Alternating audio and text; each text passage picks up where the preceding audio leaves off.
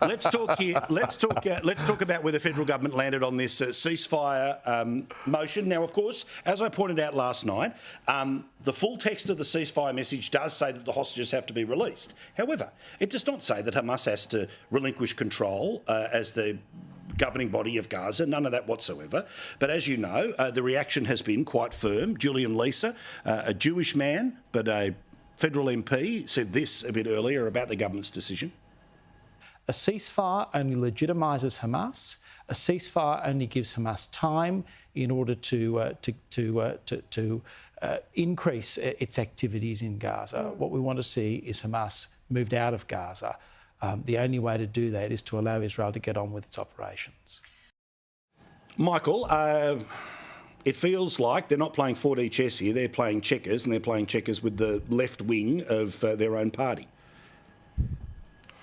So what's happened here is you've seen a discernible shift in the policy position of the Labor government.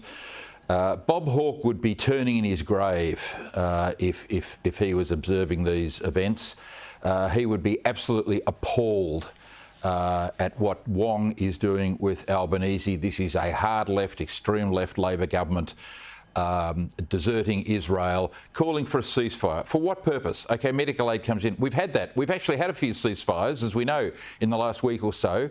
No, as Lisa says, and as every right-thinking person in the world knows, this is a clash of civilisations. This is a fight for the civilised world, and there can only be one outcome, which the Israeli government is pursuing, which is to defeat Hamas, to kill or capture the leaders of Hamas, Sinwar and Day, and then to have arrested or eliminate their leaders in other countries. This is a terrorist organisation, no different in shape or form from Al-Qaeda. You know, they are the worst excesses of the modern world.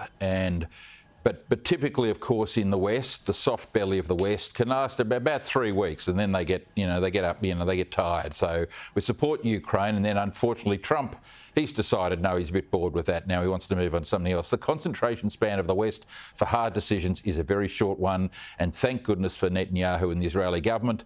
Biden has been fantastic during this process. He didn't tell the Israelis to hurry up, by the way, and shame on Albanese, shame on Wong, disgraceful decisions by them. And as I said, Bob Hawke would look at this government and think, this is not my party any longer.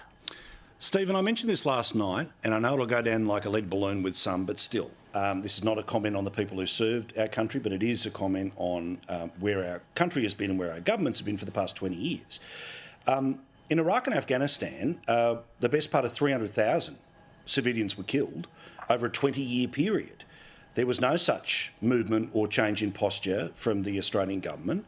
Why a change in posture in relation to Israel trying to do what the United States and us in coalition did for 20 years? Well, look, firstly, it won't surprise you, Paul, that I wouldn't have voted for that resolution. Good man. I think there's a number of things Michael said that I do want to contest, and contest strongly. I mean, Penny Wong was vilified just a few weeks ago for suggesting there should be a ceasefire or the steps towards a ceasefire. A week later, Netanyahu announces a ceasefire. Michael doesn't say anything. You know, no one jumps on Netanyahu. To get hostages out. So Penny was talking about getting the hostages out, just as Labor today talked about getting the hostages out. Well, what about the getting rid of Hamas bit? Yeah, well, but look, I believe, you know, in the tooth fairy as well. I mean, let me give you a hint, BB. They're in Qatar.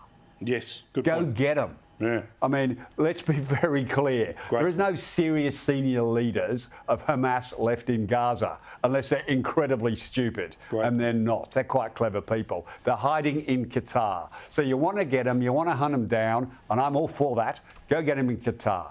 So let's stop this pretense. I'm a lifelong supporter of the State of Israel. I'm a lifelong supporter of the two-state solution. But what Bibi is engaged in is trying to protect his own arse yet again.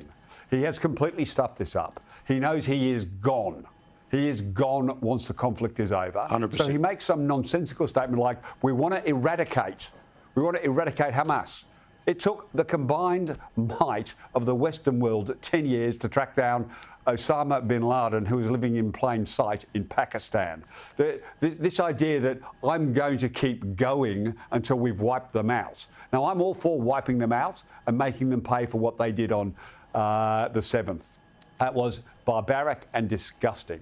But he is setting up a whole series of, here's how we win when they're not achievable. And who's he ultimately going to negotiate with over whenever the end is reached, the settlement is reached? The Qatari government and the Hamas leadership. So stop pretending that he's going to be getting rid of the Hamas leadership. What he's doing is posturing for his own political ends. And while I absolutely stand by the state of Israel and abhor what Hamas did, let's stop pretending that Bibi is involved in this incredible fight for the Western civilisation. He's about saving his ass as the Prime Minister of Israel. Well, that's just a gross overstatement, Stephen. He's the Prime Minister of Israel. Of course, what happened on October 7 was a massive intelligence failure by the Israelis. We all know that. He knows that. Everyone in Israel knows that. Everyone in the world knows that. But, of course, he's doing what his duty is, which is to fight for the state of Israel. And I think he's done the right thing. And there's absolutely no doubt that they have to hunt down and kill the Hamas leaders. They're in Qatar. But Deif and Sinwar are still. Go get them. No, they're not. No. Sinwar is in. In Gaza. He's in Gaza. He's in Gaza. Well, he's not. Everyone knows Sinwar's in Gaza, and Mohammed Deif's in Gaza too. And I would think in the next 2 to 3 weeks that will be confirmed. Well, we'll all wait and see. We'll all see it over the next little while. Certainly, look, you've got to, as always, there's a million currents running in all of this. But certainly, we've got to remember as well, with 20 years, the entire might of the Western world in Afghanistan. Remember, that was about ridding the Taliban. We ended up handing it back to the Taliban. So we all know where the stakes are, and we all know that what can actually be achieved versus what needs to be achieved.